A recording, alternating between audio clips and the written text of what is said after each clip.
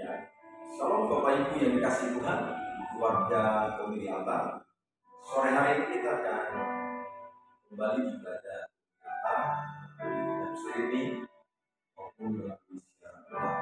Sebelum kita mulai ibadah pemilih altar kita, mari kita berdoa. Bapa dalam surga, Tuhan Yesus, terima kasih untuk sore hari ini kami berkumpul bersama-sama, datang memuji menyembah Tuhan, memuliakan nama Tuhan. Kiranya Kau hadir di tengah-tengah kami, mengurapi kami, menjamah kami oleh kuasa Roh-Mu yang kudus. Akan hari ini kami boleh mendengarkan firman. Kiranya Engkau Tuhan mengurapi kami, sehingga oleh firman hati hidup kami diubah. Terpuji nama-Mu Bapa, dalam nama Tuhan Yesus kami mulai ibadah kami. Haleluya, amin.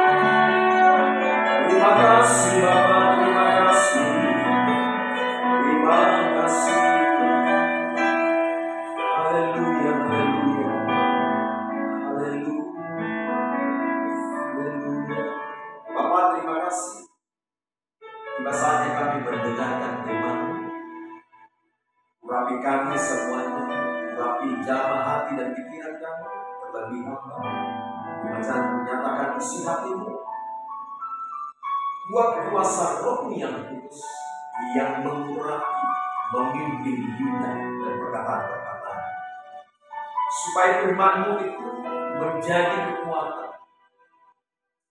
menjadi kehidupan di dalam hidup kami, dan nyata perubahan kami menjadi serupa dengan Engkau sendiri. Terpuji nama-Mu. Dalam nama Tuhan Yesus kami berdoa dan bersyukur.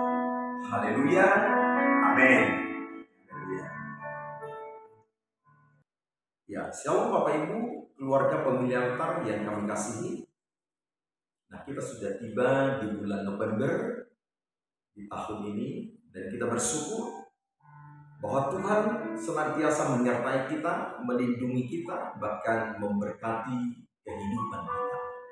Nah, satu tema bagi kita yang diberikan bagi kita oleh pemimpin-pemimpin rohani kita, yaitu integritas dan tanggung jawab dalam pelayanan dan kepemimpinan.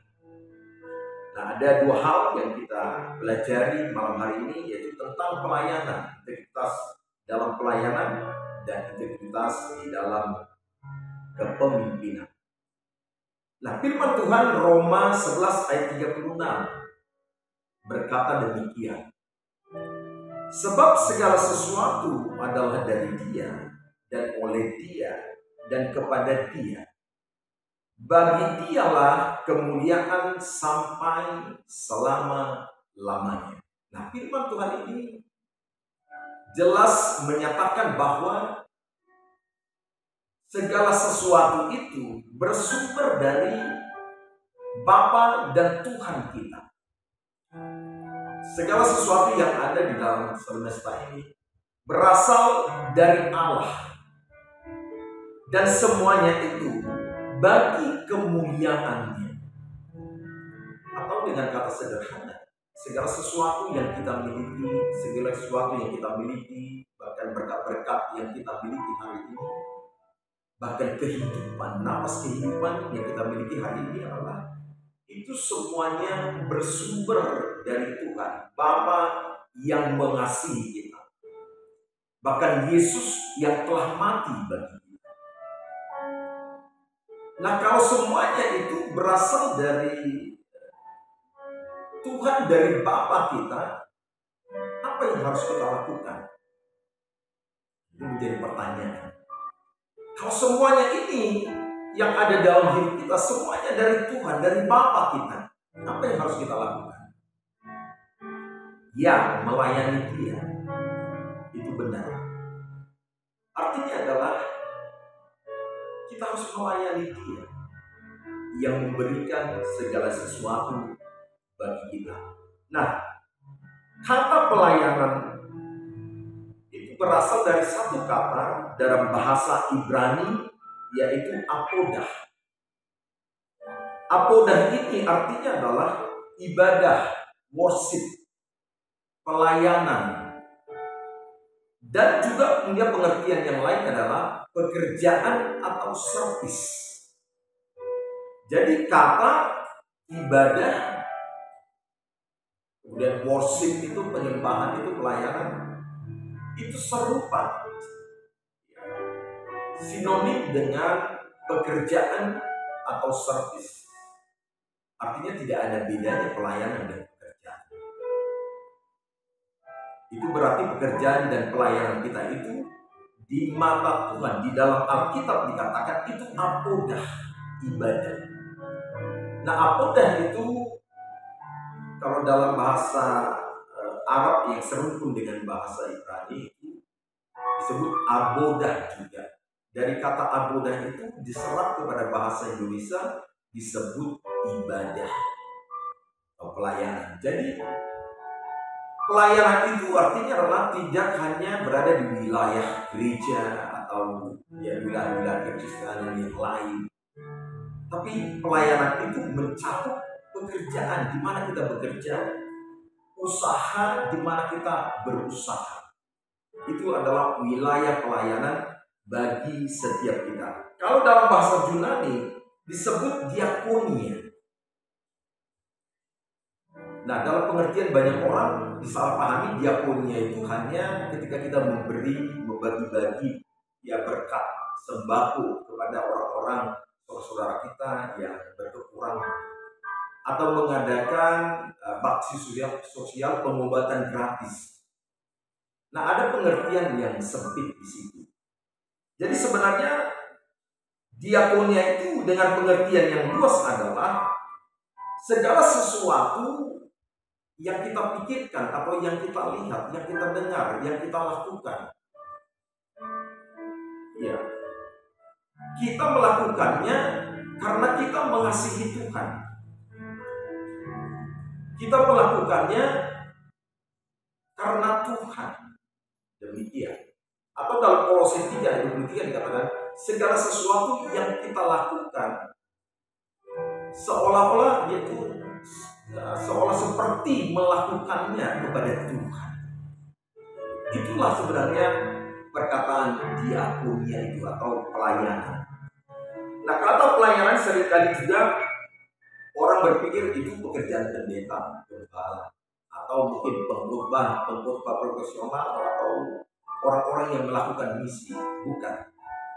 Jadi pelayanan itu artinya adalah bagi setiap orang yang percaya kepada Tuhan. Nah, itu sebabnya berarti yang pertama, setiap orang Kristen itu dipanggil untuk melayani. Jadi tidak hanya untuk orang tertentu saja. Setiap orang yang percaya, setiap kita yang terlibat, yang masuk di dalam pemilih altar, kita dipanggil untuk melayani. Katakan dipanggil. Nah, yang pertama, kalau kita dipanggil untuk melayani karena kita diciptakan untuk kemuliaan Tuhan. Yesaya 43 ayat 6 dan 7 dikatakan, bawalah anak-anakku laki-laki dari jauh dan anak-anakku perempuan dari ujung-ujung bumi. Semua orang yang disebutkan dengan namaku yang kuciptakan untuk kemuliaan. Mungkin di pemilih altar kita berbagai suku dari berbagai daerah. Firman Tuhan ini mengatakan kita dipanggil dari jauh. Kita dipanggil dari ujung-ujung bumi sebagai anak-anak laki-laki daripada Tuhan, sebagai anak-anak perempuan daripada Tuhan. Kita spesial di mata Tuhan. Jadi kita dikumpulkan, dipanggil untuk kemuliaan Tuhan. Jadi kita tidak kebetulan begitu saja sudah dipanggil lalu menganggur, bukan. Tapi kita dipanggil untuk kemuliaan Tuhan. Yang kedua adalah kita dipanggil untuk melayani karena Kristus sendiri melayani, dan Ia memanggil kita untuk menjadi serupa dengan Dia. Firman Tuhan Lukas 22 ayat 27 dikatakan, sebab siapakah yang lebih besar, yang duduk makan atau yang melayani? Bukankah Dia yang duduk makan? Tetapi aku, kata Tuhan, ada di tengah-tengah kamu sebagai pelayan. Kalau Tuhan kita saja, Tuhan yang juga juru selamat bagi kita, melayani ketika Dia ada di tengah-tengah manusia. Dia menyembuhkan yang sakit, mencelikan mata yang buta, membangkitkan yang mati. Dia melayani setiap orang. Dia berjalan dari desa ke desa, dari kota ke kota untuk melayani setiap orang yang membutuhkan pelayanan. Jadi kalau Tuhan kita itu melayani, mengapa kita tidak melayani? Kemudian yang ketiga adalah kita dipanggil melayani karena adanya hari kekekalan. 2 Petrus 3 ayat 10 dikatakan, hari Tuhan akan tiba seperti pencuri. Pada hari itu langit akan lenyap dengan gemuruh yang dahsyat, dan unsur-unsur dunia akan hangus dalam nyala api, dan bumi dan segala yang ada di atasnya akan hilang lenyap. Kalau demikian, semuanya ini akan hilang lenyap. Maka firman Tuhan berkata, betapa suci dan salehnya kamu harus. Masalahnya bagaimana kita hidup dalam kesucian dan kesalehan? Salah satunya kita harus masuk di dalam pelayanan. Pelayanan itu akan membawa kita serupa dengan pribadi yang kita layani. Dalam pelayanan itu, ketika kita hidup taat kepada Tuhan yang kita layani, kita akan serupa dengan Tuhan yang kita layani. Bahkan ketika hari Tuhan datang, Tuhan menjemput kita di awan-awan yang permai, maka Tuhan akan membuat kita sempurna seperti Tuhan itu sempurna. Kemudian yang keempat adalah pelayanan adalah rahasia keberhasilan. Tuhan Yesus berkata, barang siapa terbesar di antara kamu, hendaklah ia menjadi pelayan. Ya, Tuhan Yesus sendiri mengatakan, kalau kamu menjadi yang terbesar, jadilah pelayan. Jadilah pelayan di antara mereka. Seseorang yang mau melayani, merendahkan diri, saya kira sekali Tuhan sendiri akan mengangkat orang-orang yang merendahkan hati jadi pelayan. Nah, oleh karena itu, kalau begitu, apa dasar kita untuk melayani Tuhan? Tentu, yang pertama, dasar pelayanan kita adalah semangat pelayanan Kristus itu sendiri. Tuhan Yesus berkata, barang siapa menyatakan aku di dalam Kristus, maka ia wajib hidup sama seperti Kristus hidup. 1 Yohanes 2 ayat 6. Jadi, lihat, ketika kita mengatakan bahwa Kristus ada di dalam diri kita, atau kita di dalam Kristus, kita wajib hidup seperti Kristus. Kristus yang juga Tuhan, yang bisa dikatakan Tuhan dan Guru, Dia melayani kita. Maka dengan begitu kita juga harus melayani sama seperti Kristus melayani. Kemudian Paulus memberikan satu gambaran tentang pelayanan bagi kita. 1 Timotius 1 ayat 12 dikatakan, Paulus itu berkata, aku bersyukur kepada Dia yang menguatkan aku, yaitu Kristus Yesus, Tuhan kita, karena Ia menganggap aku setia dan mempercayakan pelayanan ini kepadaku. Paulus itu menyatakan pelayanan itu adalah wujud dari tanggung jawab kita kepada Allah yang telah memilih kita, yang telah memanggil kita. Sama seperti Paulus dipanggil. Ketika dia dipanggil, maka Paulus berkata, pelayanan itu adalah wujud tanggung jawab dari panggilan itu. Mempercayakan pelayanan. Ketika dipercayakan kepada kita pelayanan, artinya kita harus melayani. Dan ketika kita melayani, itulah wujud dari tanggung jawab atas pelayanan yang dipercayakan. Kedua adalah dikatakan Paulus, 1 Timotius 1 ayat 13 dikatakan, aku yang tadinya seorang penghujat dan seorang penganiaya dan seorang ganas, tetapi aku telah dikasihinya. Karena semuanya itu telah kukatakan tanpa pengetahuan, yaitu di luar iman. Petrus itu berkata, aku gak layak. Dulu seharusnya layaknya saya itu binasa. Perbuatan-perbuatan saya itu jahat dan ganas. Bahkan membunuh gitu ya, mengejar orang-orang yang percaya pada Kristus. Tapi sekarang aku ditangkap. Jadi kalau Paulus menyatakan saya melayani karena saya bersyukur di mana Tuhan telah menyelamatkan, memanggil dia untuk diselamatkan. Jadi pelayanan itu adalah wujud dari ucapan syukur kita kepada Tuhan. Karena kita sudah dikeluarkan dari kegelapan kepada terangnya yang ajaib. Itu sebabnya orang-orang yang tahu dia diselamatkan pasti melayani Tuhan. Pasti sebagai wujud dari ucapan syukur. Yang ketiga adalah pelayanan adalah peneladanan karakter Tuhan. Firman Tuhan 1 Timotius 1 ayat 16 dikatakan, sebagaimana Tuhan Yesus datang ke dunia untuk melayani dan bukan untuk dilayani. Melalui pelayanan kita juga menyatakan karakter Allah.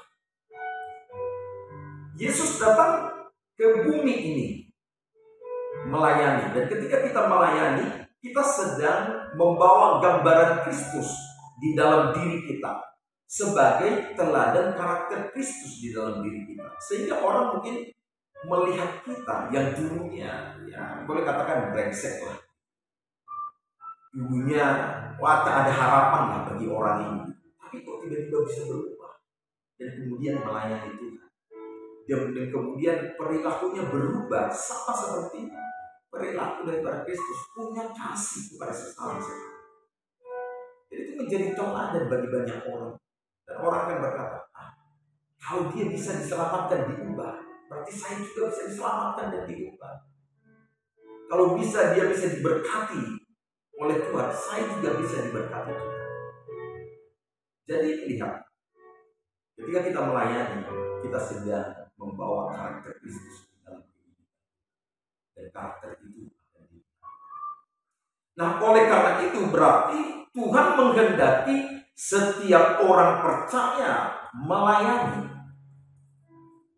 Jadi tidak ada orang yang percaya diselamatkan lalu menganggur. Tidak, bukan itu tujuan Tuhan.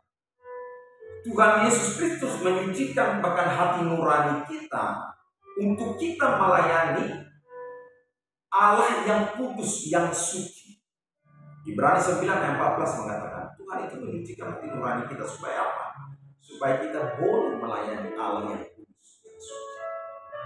Ya, kita diperlengkapi oleh Tuhan. Kemudian dikatakan 1 Petrus 4 ayat 10 dikatakan, layanilah seorang akan yang lain sesuai karunia yang dipercayakan oleh Tuhan. Bukan saja Tuhan menyucikan hati nurani kita, tapi Tuhan memberi karunia bagi kita. Untuk apa karunia itu? Karunia itu dipakai untuk melayani sesama. Maka dikatakan di kitab Petrus itu, orang yang bisa memberi tumpangan bagi orang lain, berilah tumpangan. Orang yang bisa menasehati orang lain, berilah nasihat. Kalau kita hanya bisa memberi rangkulan, pelukan kepada orang yang luka hatinya, ya peluklah, rangkullah mereka, bawa mereka kepada Tuhan. Efesus 2 ayat 10 dikatakan, Alkitab berkata, dari semula Allah membentuk kita supaya kita melakukan hal-hal yang baik yang sudah dipersiapkan untuk kita. Artinya adalah Efesus 2 ayat 10 menyatakan tujuan kita sebenarnya diciptakan dari semula adalah melakukan pekerjaan-pekerjaan yang baik. Jadi kita gak sembarangan, kita ada di zaman ini, Tuhan tetapkan ada tujuannya. Pekerjaan-pekerjaan yang baik itu dalam bahasa Yunani agathos atau kalos. Itu artinya adalah melakukan perbuatan baik yang membuat orang kagum.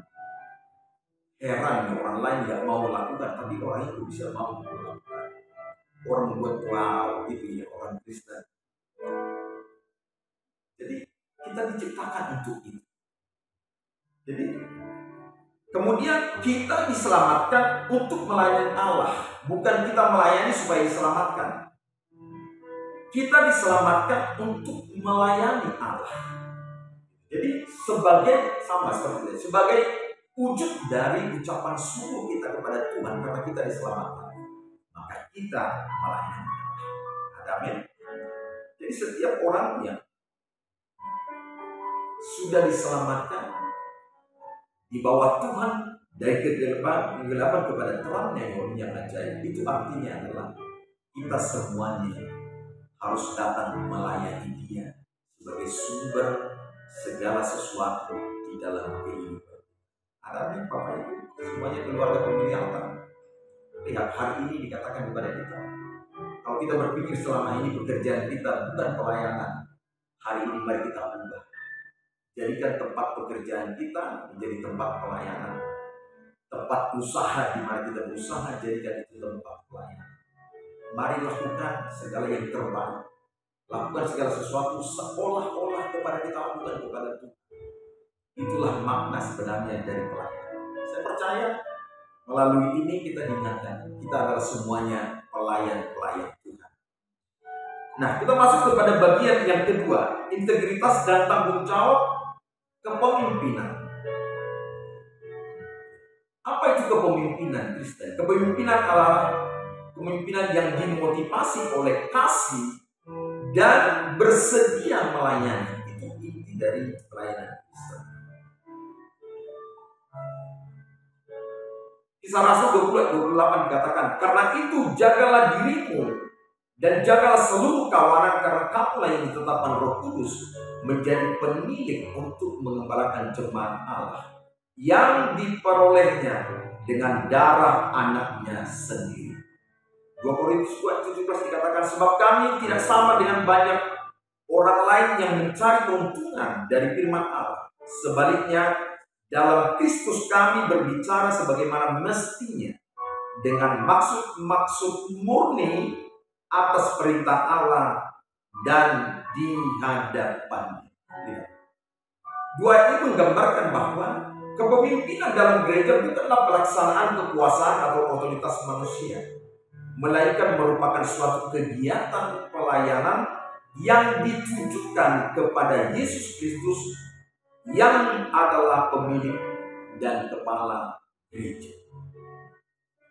Berarti yang kedua, pemimpin dalam gereja adalah pelayan-pelayan bekerja dengan sukacita dan karena panggilan Tuhan, bukan karena motivasi yang lain. Kemudian menjadi pemimpin yang melayani berarti menjadi pemimpin yang memberikan dirinya untuk mengabdi kepada Tuhan dan sesama. Mengabdi kepada Tuhan dan sesama. Artinya upah kita adalah dari Tuhan yang menjadi sumber kita. Seperti firman Tuhan tadi, tidak memanipulasi firman Allah untuk mencari keuntungan. Apalagi mengakal-akali orang. Jadi lihat, kepemimpinan kita adalah kepemimpinan yang dilakukan dengan tulus sebagai pelayan, tulus dan rela hati, tanpa pamrih. Jadi kita semuanya yang ada di dalam pemilik altar, keluarga pemilik altar, melayani di pemilik altar, ada ketua, ada wakil, ada sekretaris. Kita adalah pemimpin yang rela, yang sukarela, tanpa pamrih melayani. Itulah panggilan sebagai pemimpin di dalam gereja atau di dalam pelayanan ya rohani yang lain. Nah, oleh karena itu, lihat, mari kita ubah cara pandang kita hari ini. Sebagai pemimpin, bukan lagi dilayani, tapi melayani seperti Kristus melayani. Sebagai pelayan, bukan hanya pelayan kita, bukan hanya di gereja, tapi di tempat di mana saja kita berada, itu adalah wilayah pelayanan kita. Apapun profesi kita, itulah tempat di mana kita melayani Tuhan. Amin. Oleh karena itu, mari di bulan November ini mungkin kita akan diajar banyak tentang pelayanan, atau tentang pelayan, atau tentang pemimpin. Mari kita mulai di awal November ini dengan mungkin evaluasi diri kita. Kalau seorang pelayan itu artinya adalah seseorang yang rela mendahulukan orang lain di dalam hidup. Mari kita dahulukan orang lain. Kalau seorang pelayan itu harus lebih dulu dari orang lain datang. Mari kita mulai lebih dahulu datang di tempat di mana kita melayani, untuk kita melayani, bukan dilayani. Kiranya Tuhan Yesus memberkati kita melalui firman Tuhan, melalui ibadah Pak kita malam hari. Kiranya kita diubahkan oleh Tuhan sehingga dimanapun di rumah, anak-anak di rumah adalah tempat wilayah pelayanan, di sekolah atau di bangku kuliah itu adalah tempat pelayanan. Mari layani Tuhan, mari kita beri yang terbaik dalam segala sesuatu yang kita kerjakan. Tuhan Yesus memberkati. Mari kita berdoa. Bapak, terima kasih untuk sore dan malam hari ini. Terima kasih untuk anugerah ibadah pemberian kami. Terima kasih untuk firman-Mu yang mengingatkan kami tentang jati diri seorang pelayan dan pemimpin. Biarlah kiranya hati kami diubahkan oleh firman. hidup kami diubahkan oleh firman untuk kami menjadi kemuliaan bagi-Mu. Terima kasih Bapa di surga, kami berdoa untuk pemimpin-pemimpin rohani kami. Engkau kiranya hadir menyertai seluruh pemimpin-pemimpin rohani kami. Kami berdoa untuk bangsa dan negara kami. Engkau Tuhan melawat negeri kami, memberi hikmat dan kekuatan bagi seluruh pemimpin-pemimpin bangsa kami. TNI dan Polri, Tuhan beri hikmat dan kekuatan. Maka seluruh kami berdoa untuk seluruh keluarga pemilik altar. Tuhan menjaga, Tuhan menolong dalam kesusahan, beri jalan keluar ya Tuhan dalam setiap pergumulan. Terima kasih. Kami akhiri ibadah pemilik altar kami sore dan malam hari ini. Kami mengangkat kedua tangan kami. Kami akan hati kami kepada Bapa di surga. Mari terimalah anugerah dan sejahtera yang berlimpah dari Allah Bapa, kasih yang sempurna di dalam anaknya Tuhan Yesus Kristus Tuhan kita, serta persekutuan yang manis dengan Roh-Nya yang kudus menyertai kita dari sore hari ini sampai Maranatha, bahkan sampai selama-lamanya. Diberkati bersama, katakan amin. Shalom, Tuhan Yesus memberkati.